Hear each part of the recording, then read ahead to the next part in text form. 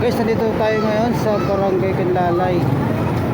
Canlalay, dito sa harap ng Padcor tayo ngayon. So guys, kaya dami-dami naglalakad pero walang nabili. Tignan nyo naman.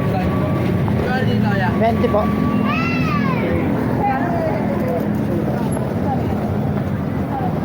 Pwede lang. Ayun guys, may bumili. Ay, may manghang.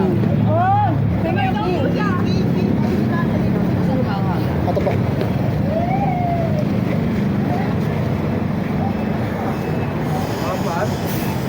Siguro guys, di nagkaya guys, sarap ng Padcor guys. Ayun, Padcor. Ang daming ilaw yan guys. Ang daming guys, ang traffic guys, ang traffic.